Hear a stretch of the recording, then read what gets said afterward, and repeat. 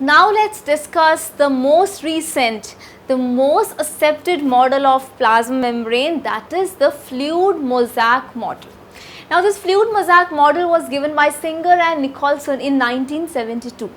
It was given by Singer and Nicholson in 1972, which says that cell membranes have quasi-fluid consistency, right? The cell membranes have what? They have quasi-fluid consistency. Now, when we talk about the quasi-fluid consistency, means the membranes actually are semi-fluid in nature. They are semi-fluid in nature. So, if you see in the image, how can you differentiate the fluid mosaic model with the earlier sandwich models?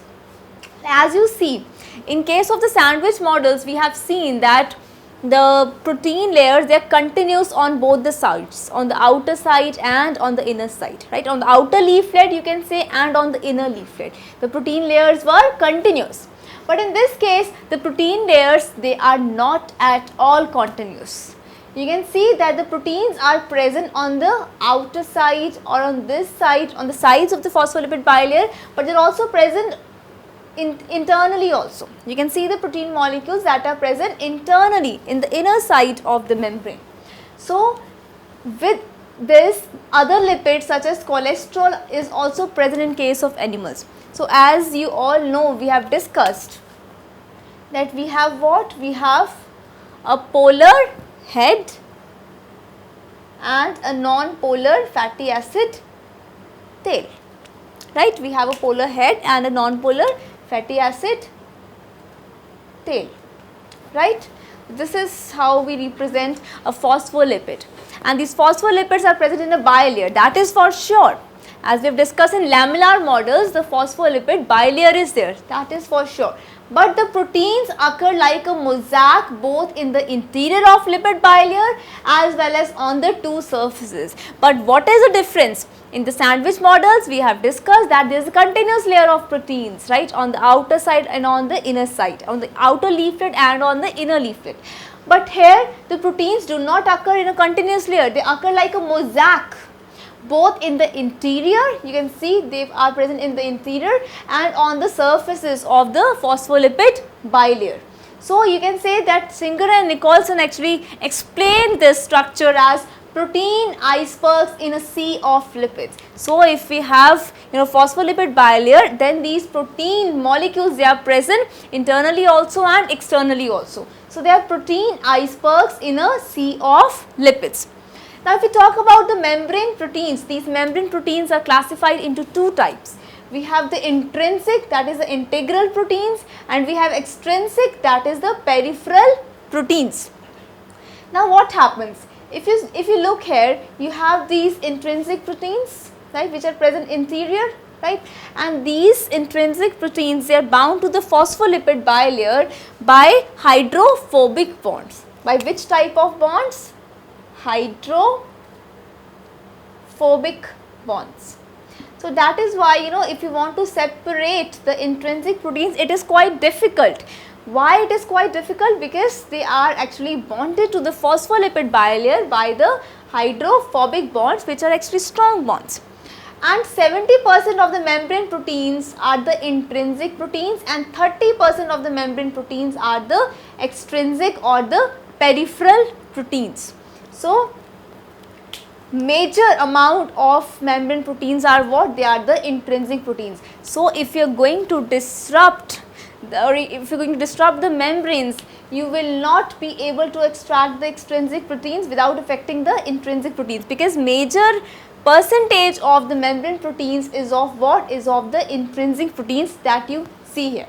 Now, when we talk about the intrinsic proteins, some intrinsic proteins, they actually form a tunnel because they are present throughout the thickness of the membrane.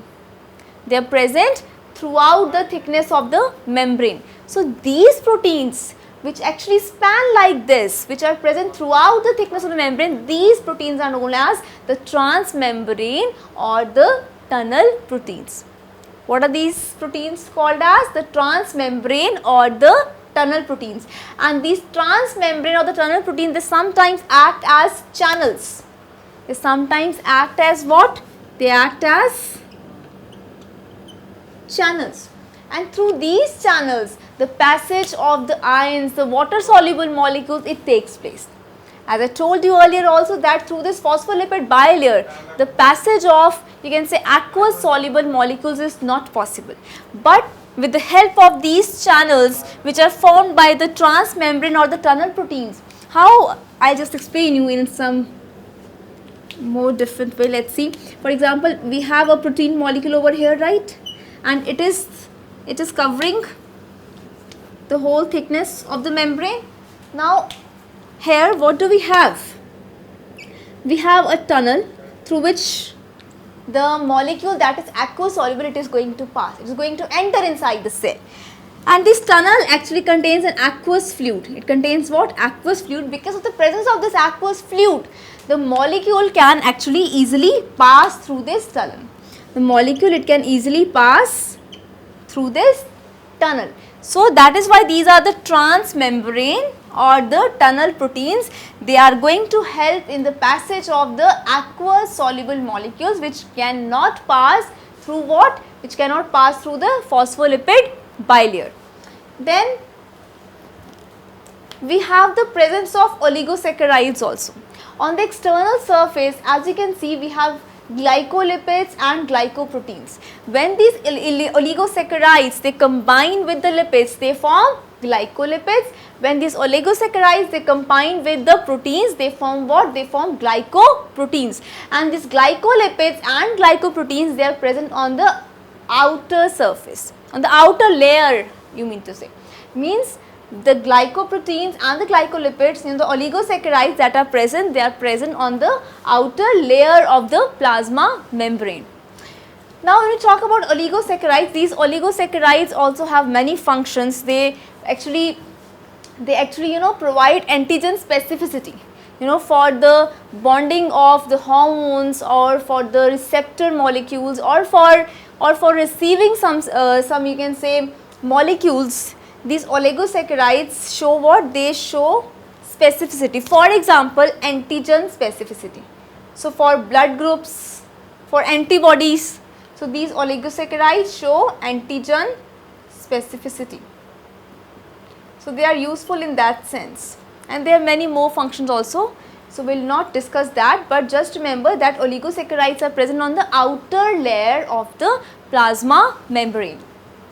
So here, I hope till now it is clear to you what was the main feature of the fluid mosaic model. The main feature that differentiates this model from the sandwich model is that the proteins are present as mosaic both in the interior of lipid bilayer as well as on the two surfaces.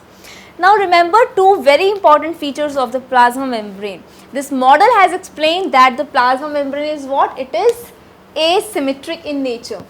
It is asymmetric in nature, plus it possesses fluidity. It is asymmetric in nature and it possesses fluidity. Why it is asymmetric in nature? Because you can see from the image also, you can make out that oligosaccharides are there on the outer layer, not on the inner layer, right? And the abundance of the proteins, the intrinsic form 70%, extrinsic form 30%, right?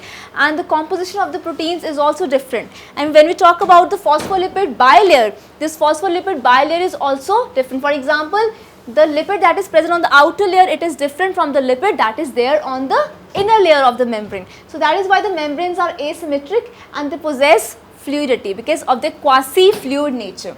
So this protein icebergs in a sea of lipids, this was the statement that was given by Singer and Nicholson when they actually proposed the model, the most accepted model of plasma membrane, that is what? That is the fluid mosaic model.